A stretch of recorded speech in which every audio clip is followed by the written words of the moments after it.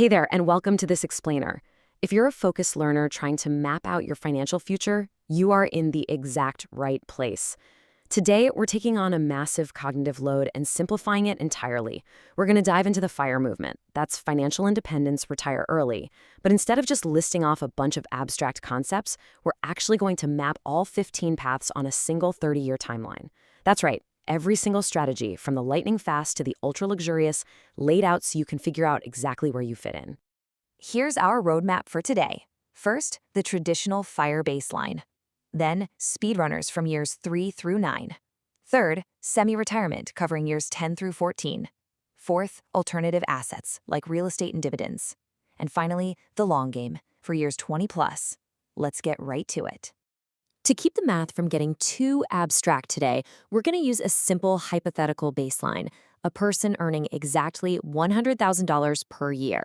Using a round number just keeps the math super clean, but as we go through these strategies, I highly encourage you to plug in your own income and your own expenses to see exactly where you'd land on our timeline.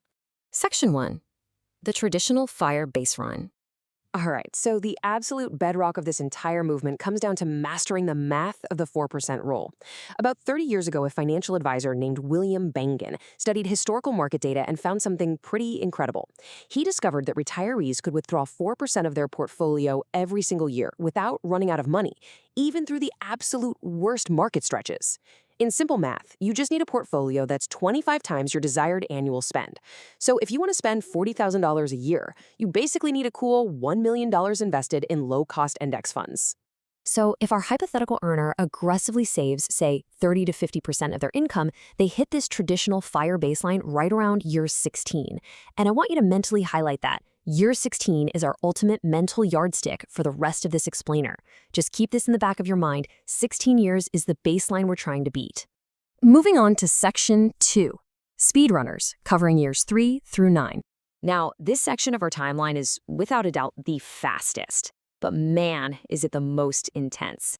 We're talking about everything from massive personal sacrifice to wild business volatility. And why does this matter? Well, because true speed requires drastic measures. First up, Entrepreneur FIRE lands super early, right at year 3. This basically assumes you're grinding on nights and weekends building a business, maybe a SaaS product, e-commerce, or an agency, and you catch lightning in a bottle. If you sell that business for a lump sum of $1.5 to $2 million within a few years, you're technically done. You'll want to shelter that income from taxes using a solo 401k or a SEP IRA. But keep in mind, this is a massive wild card. It's the absolute fastest path, for sure, but highly volatile. You might sell in 3 years, or you might actually lose money trying.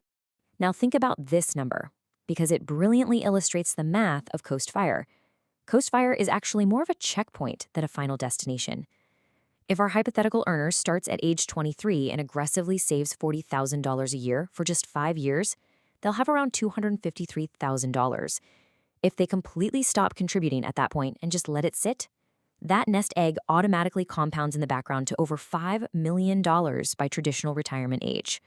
From then on, you just coast at a low-stress job that simply covers your day-to-day living expenses. You've really got to notice the lifestyle friction here between year 7 and year 8. Coast FIRE, it demands intense early sacrifice. It might really suck for a few years, but then you get to take a chill job at home while your investments grow. Digital nomad FIRE, on the other hand, completely flips the script. Instead of sacrificing up front, you design a life of remote freedom immediately. You freelance or consult from lower cost of living areas, traveling the world and saving money simply because your living costs are so incredibly low. You aren't fully retired in either scenario, but you've definitively escaped the traditional 9-to-5 corporate grind. Section 3, semi-retirement, taking us through years 10 through 14. Right here between years 10 and 15, we hit this really dense cluster of strategies. And these are absolutely perfect if you're willing to trade absolute 100% retirement for a much better lifestyle balance right now. This is basically your semi-retirement menu. Take Barista FIRE at year 10, for example. Let's say you need $50,000 to live, but you earn $20,000 working part-time at a coffee shop or a golf course. Now you only need to cover a $30,000 gap. That drops your required portfolio to just $750,000. Plus, you might even get employer-subsidized health insurance. Contrast that with geo arbitrage or expat FIRE around year 12. You keep a high San Francisco salary but move to Boise, Idaho, or maybe you move permanently to Portugal or Thailand. Your lifestyle costs plummet from $60,000 down to maybe $35,000, meaning you need significantly less invested to achieve absolute freedom. Now compare that spending to the intense sacrifice of Extreme Frugality FIRE back at year 9. Extreme frugality essentially means living in a shoebox, eating the exact same budget meal every single day, and spending maybe $30,000 a year. But look at lean FIRE at years 13 to 15. By simply increasing your budget by $10,000 to $40,000 a year, you delay retirement by a few years, sure, but you massively improve your quality of life. You can take budget trips, maybe have a gym membership, and actually go out to eat occasionally. All right, Section 4, Alternative Assets, focusing on real estate and dividends. These two paths, landing at year 15 and year 22, rely on a totally different mechanic. Instead of slowly selling off a percentage of your principal every year, these strategies are laser-focused on generating continuous, recurring cash flow. First up, we have real estate FIRE at year 15, which is most often achieved through what we call house hacking. You basically use bank leverage, like an FHA loan, which is 3.5% down, to buy a multifamily property. You live in one unit, your tenants pay the mortgage, and you save all your freed-up income to buy the next property. Eventually, you generate $4,000 to $6,000 in monthly cash flow. But remember the harsh trade-off here. You are essentially trading your day job to become a 2 a.m. landlord fixing leaky washing machines. Then we have dividend FIRE, landing a bit further out around year 22. To yield $50,000 a year at a 4% yield, you're going to need to accumulate about $1.25 million in dividend-paying stocks. While this path is definitely slower than traditional FIRE, it offers immense psychological comfort. You sleep so much better at night because your portfolio safely spits out cash every single year, and you literally never have to sell a single underlying share. And finally, Section 5, the long game, spanning years 20 plus. These long game strategies are going to take you 2 to 3 decades. They completely deprioritize speed, favoring instead guaranteed stability or massive, luxurious wealth. It is a much slower, much more intentional burn.